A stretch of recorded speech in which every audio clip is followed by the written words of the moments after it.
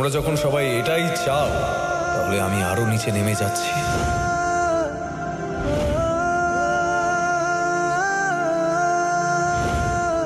যবে থেকে তুমি আমার জীবনে এসেছো এক বিন্দু আমি শান্তি পাইনি।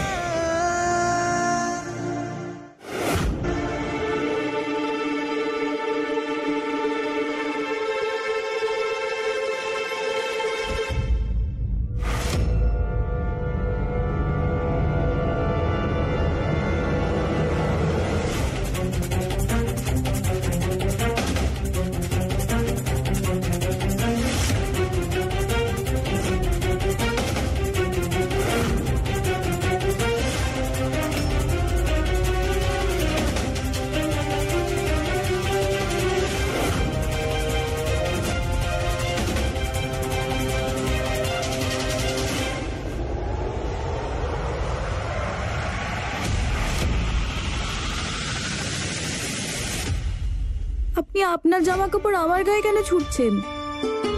তোমার খুব শখ ছিল না আমার স্ত্রী হওয়ার? স্ত্রী হওয়ার মানে তো এটা নয় যে একটা বড় বাড়িতে আরাম করব। এবার তুমি তোমার স্ত্রী ধর্ম পালন করবে।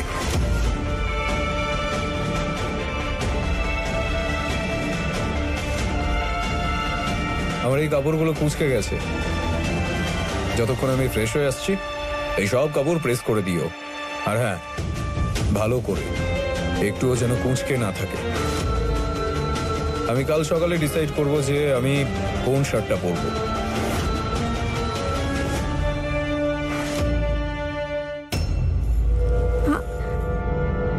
আর হ্যাঁ, কারণ স্ত্রী আর বরের সম্পর্ক আজ আর কালের জন্য নয়, জন্ম জন্মান্তরের জন্য, তাই না? আর আজ থেকে প্রতিদিন আমার অফিস যাওয়ার আগে আমার কাপড় যেন রেডি থাকে, আর তার সঙ্গে সঙ্গে আমার ঘড়ি, আমার বেল্ট, আমার রুমাল সব একসঙ্গে একই জায়গায় চাই আমার।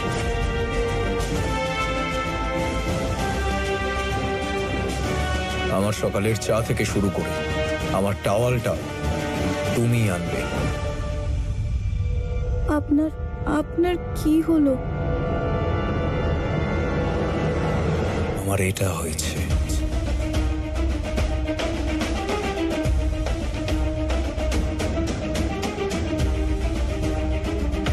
আজ পর্যন্ত তুমি স্ত্রী হওয়ার শখ করেছ, এবার আমি আমার শখ পালন করব। আর তুমি তোমার কর্তব্য করবে। আমার স্ত্রী হওয়া খুব ভয়ঙ্কর হতে চলেছে। লোভী বউ,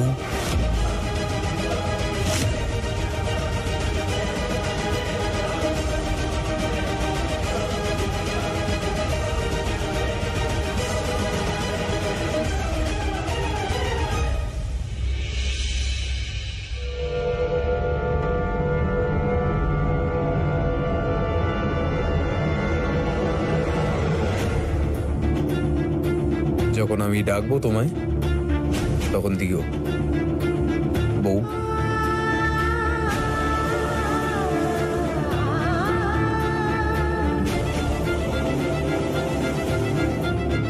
তারা দিদিকে কথা দিয়েছিলাম যে কোথাও যাব না, ওনার অধিকার ওনাকে ফিরিয়ে দেব।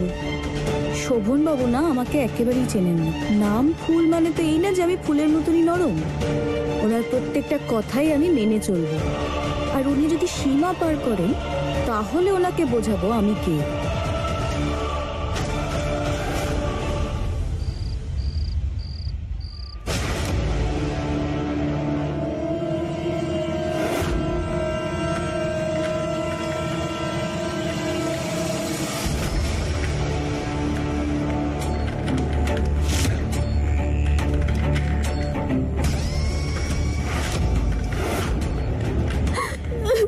খুলে দিন আমাকে। গিন্নিমা, আমাকে ছেড়ে দিন। আমি অনেক বড় ভুল করে ফেলেছি। আমি আপনাকে সরি বলছি। আমি সূর্যরশ্মি পত্রিকা থেকে বলছি। বড় বাড়িতে আজ সকালে যে ঘটনাটি ঘটেছে সেটার খবর পেলাম।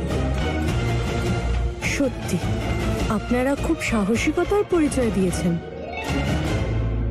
কিন্তু যেই ব্যাপারটার খবর আপনাদেরকে দিয়েছে ওনার নাম্বারটা কি পেতে পারি? আরে আমরা ওনাকে ওনার এত বড় কাজের জন্য নগদ পুরস্কার দিতে চাই।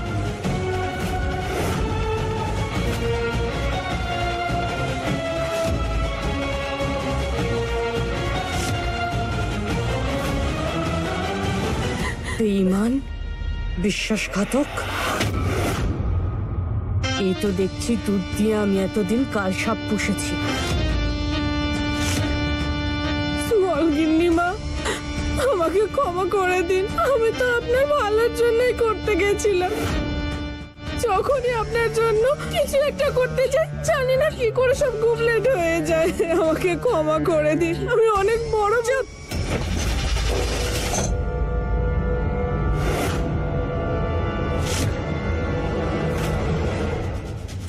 আর কোনোদিন এরকম করবো না, আমাকে ছেড়ে দিন।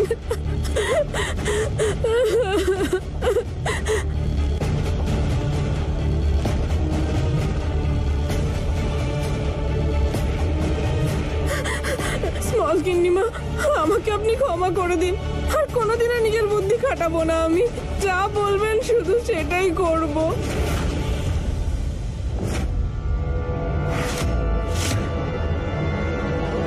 তোকে আমি এর আগেও বলেছিলাম না, এবার শেষবারের মতো বলছি ছন্দ, যখন মাথায় তোর কোনো বুদ্ধি নেই তখন সেটা ব্যবহার করার চেষ্টা করিস কেন?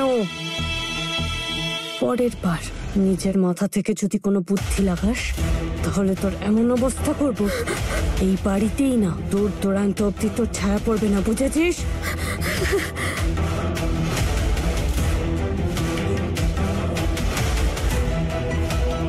আমার তো মনে হয় ওই দুদিনের চালাক মেয়ে ফুলি তারা বৌমাকে এই বিচ্ছেদের জন্য উস্কিয়েছে। কিন্তু যাই হয়ে যাক, আমি ওই দুদিনের আশা চালাক মেয়েটাকে এই বাড়ির বংশধর দিতে দেব না। আর তার জন্য কি করতে হবে সেটা আমি জানি।